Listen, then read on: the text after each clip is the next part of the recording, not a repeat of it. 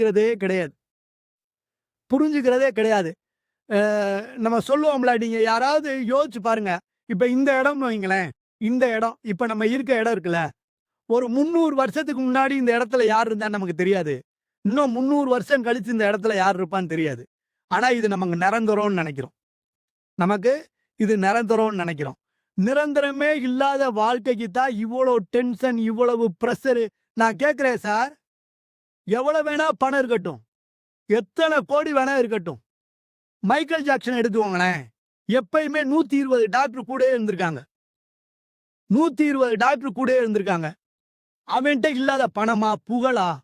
ரொம்ப நாள் வாழ முடியல. ஆனா பாருங்க, அவன் இயற்கையை விட்டு மூஞ்சிய ஆபரேஷன் பண்ணி, அத ஆபரேஷன் பண்ணி, அது என்ன நிரந்தரமா ஆயிடுச்சா? இயற்கையை மாத்தவே முடியாது. ஏன் இத சொல்றேன்னா, இருக்கிற வரைக்கும் அப்படின்னா, ஒவ்வொரு நேரத்தையும் மகிழ்ச்சியா அனுபவிக்கணும். இப்ப ஒரு நல்ல உணவு கிடைக்குதா? நான் உங்களுக்கு எல்லாத்துக்கும் சுகருக்கு மாத்த மருந்து சொல்றேன். சாப்பிடுற சாப்பாட ஆனந்தமா சாப்பிடுங்க. சாப்பிடுற சாப்பாட 2 இட்லியோ, 1 இட்லியோ ஆனந்தமா சாப்பிடுங்க. ரசிச்சு சாப்பிடுங்க. நொறுங்க தின்னா 100 ஆயுசுன்னு நம்ம ஆளுங்க சொல்லியிருக்காங்க. கேள்விப்பட்டிருக்கீங்களா? நொறுங்க தின்னா 100 ஆயுசு. அப்படின்னா என்னன்னா, ஒரு கொஞ்சமா சாதமா இருந்தாலும் உமிழ்நீரோட கலந்து எவ்வளோ நேரம் அது வாயில இருக்கோ, அவ்வளோ நேரம் அவ்வளோ உடம்புக்கு நல்லது. ஆனா நம்ம இன்னைக்கு ஃபுட்டே சரியில்லையே. பேரே ஃபாஸ்ட் ஃபுட்டுன்றான். பிஸ்ஸான்றாங்க. பேரே சரியில்ல. மொத எழுத்தே பீல ஆரம்பிக்குது. இத்தந்தண்டி இருக்கு. பர்கர்ன்றான். மூக்குச்சிலைய தொங்க விட்ட மாரியே இருக்கு பிடி. அத போய் அவன் சாப்பிடுறத பார்த்திருக்கீங்களா? ஆன்னு வாய தொறந்து ஆனைக்கு கவலை ஊட்டுற மாரி. இப்படி தின்னு முழுங்குனா, நான் உங்களுக்கு ஒரு ரகசியம் சொல்லி தரேன் சார். உங்களுக்கு ஒரு ரகசியம் சொல்றேன். உண்மையிலேயே நீங்க இத பெருமைக்கு சொல்லல.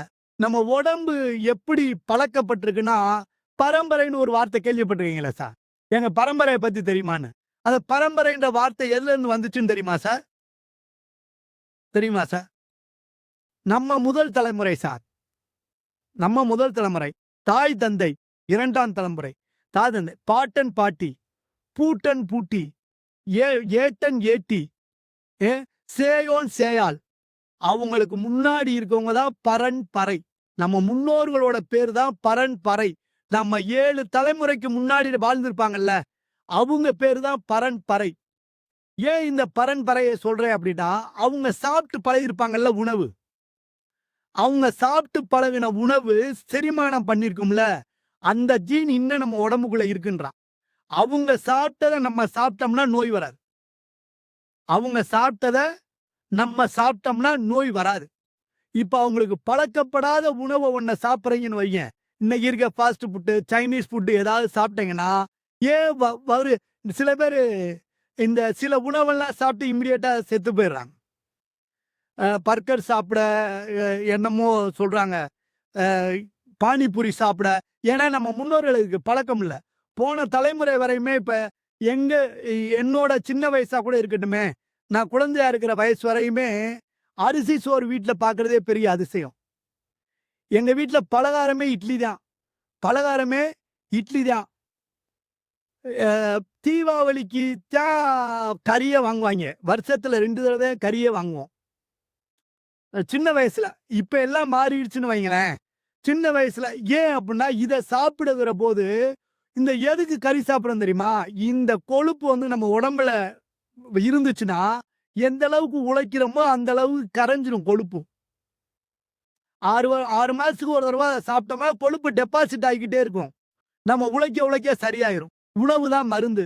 ஏன் இத நான் சொல்றேன்னா, நம்ம முன்னோர்கள் சாப்பிட்டு பழகுன சார் நான் பேச போதும்னா அந்த மணி அடிங்க சார். ஏன்னா எனக்கு இல்ல சரி எனக்கு சிக்னலாவது காட்டுங்க. ஏன் அப்டின்னா நான் சார் விளையாட்டுக்கு நான் சொல்லல. ஒரு தடவ நான் இப்படிதான் பேசிட்டே இருந்தேன். எவ்வளவு நாள் எனக்கு ஆரம்பிக்க தெரியும், முடிக்க தெரியாது. நான் என்னோட வீக்னஸ் அது.